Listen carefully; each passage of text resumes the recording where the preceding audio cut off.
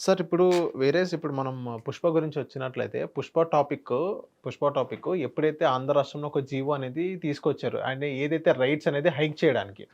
So, వాళ్ళకంటూ ఒక వెసులుబాటు ఇచ్చారు. రేట్స్ అనేది హైక్ చేయడానికి. నేను ఒక టీ టీడీపీ ఎన్‌డీఏ కూటమి వాళ్ళ కార్యకర్తలతో వాళ్ళ స్థానికుల మంత్రులతో గాని, మాజీ మంత్రులతో అతను నేను మాట్లాడడం జరిగింది. సో, నేనేమన్నానంటే గతంలో జగన్మోహన్ రెడ్డి గారు ఏదైతే పేద నార్మల్ కామన్ పీపుల్‌కి అందుబాటులో రేట్స్ అనేది తగ్గించారు. మీరెందుకు పెంచారు అన్నట్టుగా నేను క్వెషన్ చేయడం జరిగింది. సో, వాళ్ళేం చెప్పారంటే, జగన్మోహన్ రెడ్డి గారు 'పవన్ కళ్యాణ్' సినిమా ఎప్పుడైతే రిలీజ్ అవుతుందో అప్పుడే రేట్లు తగ్గించారే తప్ప, వేరే దానికి రేట్లు ఎక్కడ తగ్గించలేదు అన్నట్టుగానే చెప్పారు. అది చాలా వరకు వాస్తవం. హ్మ్. అంటే ఓవరాల్‌గా ఏంటంటే, ఒక కామన్ మ్యాన్‌కి ఈ బెనిఫిట్ షోలు వీటిలతో రక్త మాంసాలు పిండేసే ఉద్యమం యెస్. నియంత్రించబడింది చాలా వరకు గత టెన్యూర్‌లో. హ్మ్. ఇప్పుడు ఇవన్నీ అది కేవలం it has his own wings. ఆ టైంలో తెలంగాణలో కూడా వాళ్ళు ఏం రిస్ట్రిక్షన్స్ ఇవ్వలేదు కదా. అవును. So then what? హ్మ్. ఇప్పుడు వాళ్ళ అడ్వాంటేజ్ ఏంటంటే ఆంధ్రప్రదేశ్ని ఇవాళ ఒక్కదాన్ని మనం ఐసోలేటెడ్గా ఎందుకు చూడగలుగుతున్నాం అంటే సినీ పరిశ్రమ అక్కడ లేదు. ఇప్పుడు కర్ణాటక, బెంగళూరులో వాళ్ళ రాష్ట్రానికి సంబంధించిన పరిశ్రమ వాళ్ళ దగ్గరే ఉంది. అవును. తమిళనాడు వాళ్ళకుంది. వాళ్ళ పరిశ్రమ వాళ్ళకి ఉంది. కేరళ వాళ్ళకే ఉంది. కేరళ ఉంది. సదరన్ స్టేట్స్ చెప్తున్నా. ఆంధ్రప్రదేశ్కి వచ్చేసరికల్లా తెలంగాణలో ఉంది, ఆంధ్రప్రదేశ్లో జీరో అనుకో. జీరో ఉంది.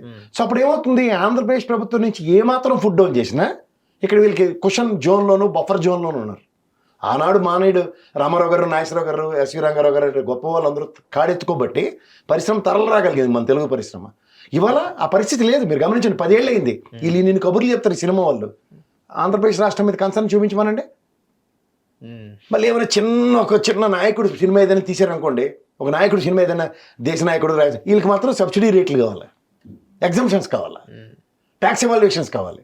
బట్ మన రాష్ట్రంలో ఒక పరిశ్రమ, ఆ సినిమా పరిశ్రమ గురించి అందరూ బాధపడిపోతూ ఉంటారు. మీరు ఎన్ని చేయండి, హీరో ఎలివేషన్ తప్ప ఇంకేమైనా ఉంటుంది సినిమాలో? నథింగ్. ఆయన ఒక్కడికే రెమ్యునేషన్ సంపాదించడానికి ఈ 24 క్రాఫ్ట్స్ పని చేస్తూ ఉంటాయి. అవునంటారు కదంటారా? అవునవును సార్, అవునవును సార్. ఇంక పలానోడికి ఎక్కడో రేరెస్ట్గా సినిమా ఫోటోగ్రఫీ వాడికి అవార్డు వచ్చిందో, మ్యూజిక్ డైరెక్టర్కి వచ్చిందనో, ఇవాళ మనకి ఆ కీరవాణి గారికిను ఆయన పేరేంటంటే మన చంద్రబోస్ గారికి ఆస్కార్ వచ్చింది కాబట్టి మనం వాళ్ళ పేర్లు నాయకుడోడు, పాడినోడోడు, రాసినోడోడు ఇవన్నీ మాట్లాడుకుంటున్నాం. ఏది? అవును సార్. సో ఇవన్నీ ఓవరాల్గా ఎలా ఉంటాయంటే, మనం ఈ ఒక పరిశ్రమ దానివల్ల వచ్చే రెమ్యూనరేషన్స్, దానివల్ల వచ్చే contributions to the respect to society అన్న దాని మీద ఆంధ్రప్రదేశ్ వివక్షకు గురవుతుంది. సో వివక్షకు గురవుతున్నప్పుడు పరిశ్రమ అక్కడికి తరలినప్పుడు ఏం చేయాలన్న దగ్గర ఎవరికి సమానం లేకుండా ఎవరి ప్రయత్నం వాళ్ళు చేస్తున్నప్పుడు దాంట్లో వచ్చే పాబంధకాల్లో ఈ హీరో ఆ హీరోని మాడితే ఎవడండి హీరో? సార్ ఈ హీరోల వల్ల కాదు కదా పరిశ్రమ. అవునవును. వాళ్ళే చెప్తారు మళ్ళీ వెనక నుంచి 24 క్రాఫ్ట్స్ అందరూ సమిష్టిగా పనిచేస్తే సినిమా ఎంతో మందికి ఉపాధి అని. ఏంది ఉపాధి? అదే కృష్ణనగర్లో బస్సు ఎక్కిన వాళ్ళని చూసాం, మధునగర్లో బస్సు ఎక్కి వెళ్ళి వాళ్ళని చూస్తున్నాం, యువతకు కూడా చెక్ పోస్టులు చూస్తున్నాం. వాళ్ళు అలాగే ఉన్నారు. కానీ హీరోలు కొంతమంది రెప్యుటేషన్స్ ఉన్న డైరెక్టర్లు ఎదుగుదలలో చూస్తున్నాం ఇండస్ట్రీలో తప్ప ఇలా వేల మీద లెక్కెట్టచ్చు.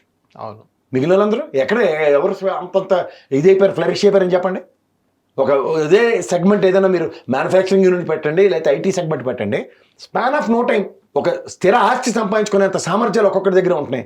ఇందులో ఎవరికైనా చూపించండి. హిట్ టీవీ యాప్ ని డౌన్లోడ్ చేసుకోండి. ఇందులో short news, live news, entertainment movies అన్ని అవైలబుల్ గా ఉన్నాయి. Please download Hit TV app. Hit TV app. Hit TV యాప్ని ఫ్రీగా డౌన్లోడ్ చేసుకోండి.